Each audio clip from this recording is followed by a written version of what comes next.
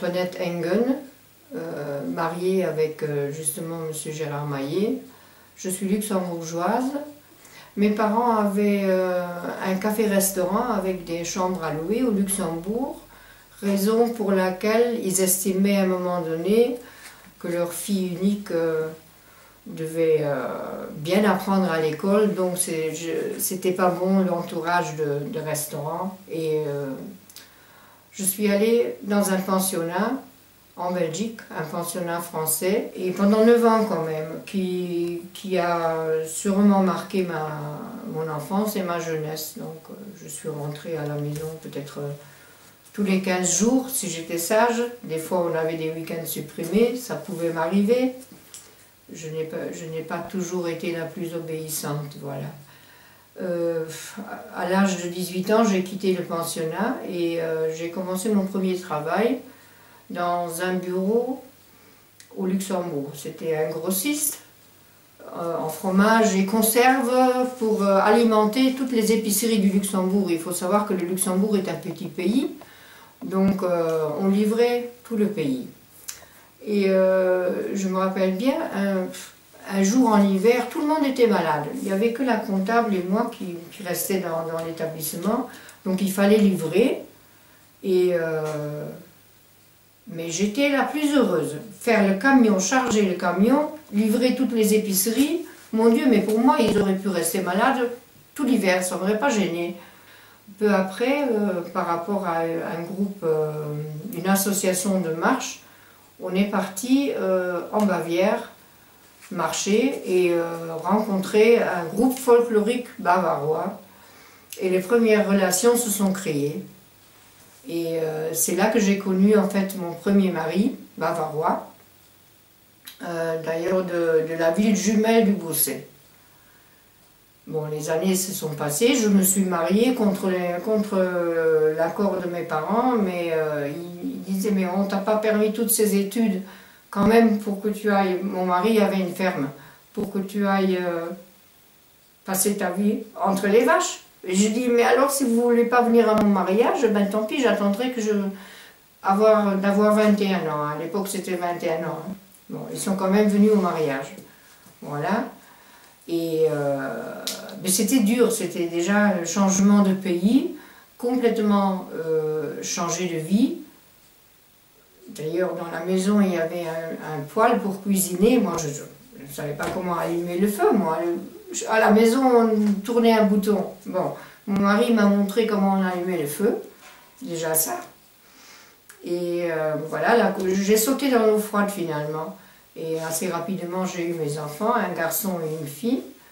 Et on avait cette ferme avec des vaches laitières, une petite fromagerie à côté et j'avais des chambres à louer. Je me suis vraiment épanouie là-dedans parce que le contact avec les gens m'a tout le temps plu. Et d'ailleurs, ça restait maintenant aussi. Relier les gens, parler avec les gens, connaître les différentes mentalités, les différents personnages, regarder derrière, aller un peu plus profond, c'est intéressant. Souvent, très souvent, la plupart du temps, les gens ne sont pas ce qu'ils paraissent être. Il faut se donner la peine de les comprendre et de les voir, de les regarder. Bon, après de longues années de mariage, que les difficultés se sont posées qui étaient plus surmontables pour aucun de nous, j'ai attendu le moment que mes 2 enfants avaient leur métier. Et j'ai quitté la ferme pour habiter d'abord dans le village. Entre-temps, il y a eu des Français qui sont arrivés et un jumelage devait se créer. Et moi, toutes les années passées, si vous voulez, à la ferme, en agriculture, mais finalement le français je l'avais bien appris, puisque je l'ai parlé pendant 9 ans. Alors là, j'étais complètement en alerte. Et là, il faut que je voie ça de plus près. Donc je me suis rapprochée de l'ancien maire de Schaerbeek à l'époque, pour qu'il tienne un peu compte de moi, pour me faire remarquer justement que j'étais là, qui parlait français. Et à quelle époque? En quelle année? Ça c'était en 92. Voilà. Donc on a fait ce jumelage avec justement la ville du Beausset. Et il y a eu des échanges avec la chorale, avec les pompiers, avec toutes sortes d'associations. Et à un moment donné, mon mari de maintenant, actuel on dit, actuel, enfin actuel ça restera,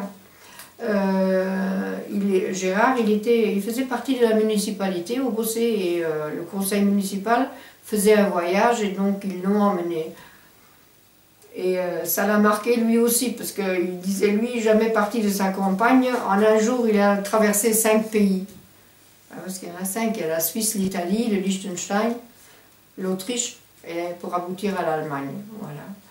Et donc peu à peu, enfin, on s'est mieux connus et finalement, je suis venue ici. Et ma vie a encore changé parce qu'il fallait à 45 ans redémarrer si vous voulez à zéro. Et je suis venue ici et... Donc vous êtes venu directement d'Allemagne au Broussan Non, avec on Gérard. n'habitait pas encore au Broussan. D'abord, il habitait encore près de chez son père. Au Bossé. Au Bossé. Mais à l'époque, la campagne y était et son père était obligé d'arracher les vignes parce qu'il avait une opération qui n'avait pas bien marché. Donc il avait le genou raide, il ne pouvait plus continuer. Gérard, à l'époque, il travaillait ailleurs. Et à un moment donné, on a décidé de retravailler les terres. Et on en a parlé, est-ce que pour le pour et le contre, parce que c'est pas forcément évident. Moi, j'étais partante parce que travailler la terre, ça ne me changeait pas grand-chose finalement entre les bêtes et les plantes. Et j'aime travailler dans la nature, avec la nature, c'est vivant. Mais on a monté notre petite vente de légumes, notre petite production, parce qu'en plus, ni lui ni moi sommes en très bonne santé. Donc on a décidé de reprendre nos légumes en main et notre nourriture en main pour produire des légumes de saison. On travaille avec des produits naturels, on n'emploie pas des engrais chimiques, pas de désherbants, le désherbant c'est moi. Voilà. Donc vous diriez que vous pratiquez une culture écologique. C'est important pour vous. Oui, c'est très important.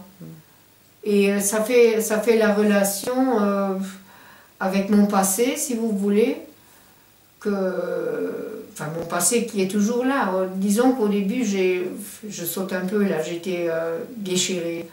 J'étais déchirée à un point où presque j'avais l'impression de me perdre moi-même.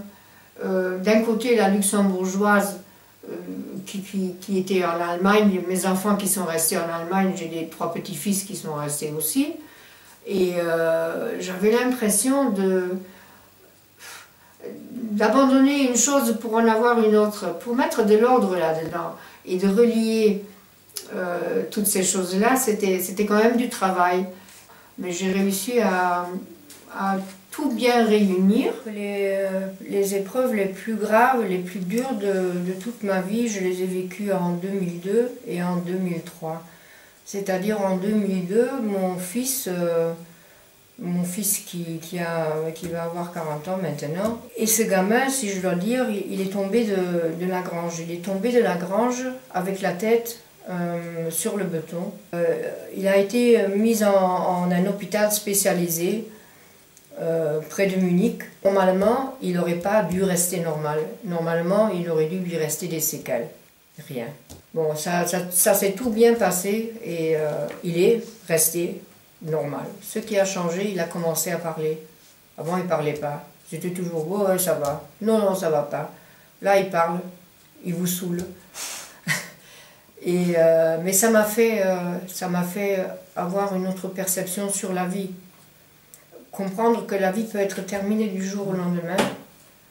Et relativiser ma situation à moi, finalement, c'était pas grave, j'étais pas très loin, mais voilà, c'est complètement devenu autre chose, et j'ai beaucoup compris.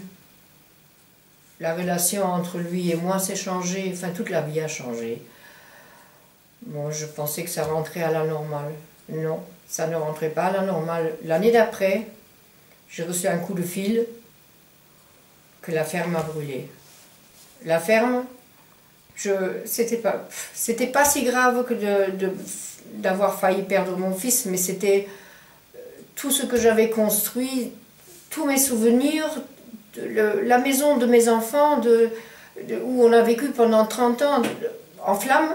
Et je me suis fait mettre dans une clinique. Pendant 2 mois et demi, j'étais là, je pouvais sortir quand je voulais. Il y avait des matinées qui étaient thérapeutiques. C'était, si vous voulez, un centre que pour femmes. Je me suis dit finalement, mais attends, c'est quoi ça, Marie-Antoinette? Attends, tu as ton fils qui est en bonne santé, la ferme elle va se reconstruire, tu as un mari qui t'adore, tu es bien, tu as une maison, tu as tout ce que tu veux. Mais bon, c'était un procédé qui était très dur. Et la ferme a été reconstruite? La ferme elle a été reconstruite. Finalement, c'était un mal pour un bien. Mon fils à l'époque, il n'aurait pas pu continuer. Là, il avait la possibilité de tout construire à sa façon. Et donc vous êtes installé au Broussan, dans la commune d'Évenos, depuis combien de temps? Depuis 2008. C'était finalement, c'était un rêve de mon mari, qu'avant, il disait toujours, des fois il me menait au Broussan et il me regardait, ça c'est un village de Broussan, mais c'est au bout du monde, oui. Alors il me disait, la Bavière aussi c'est au bout du monde, là où j'habitais. Oui c'est vrai, ça fait montagnard. Mais c'était son rêve et finalement on a pu acheter cette petite maison qu'on aime tous les deux parce qu'elle est ancienne, il y a des poutres, on aime la vie du village, du petit village du partage avec les voisins et on a la grande chance d'avoir un nouveau propriétaire à l'auberge qui est juste en face, qui est ancien enfant du Broussan. Donc là aussi les liens se refont. On a créé une petite association avec mon mari au Broussan qui s'appelle La Ruche, qui veut bien dire ce que ça veut dire. Les abeilles rentrent, sortent, ça bouge. Et tout ça pour faire un lien, pour faire se rencontrer les gens, pour recréer un ensemble que les gens n'attendent qu'un signe pour revenir, pour venir vers... il faut leur tendre la main.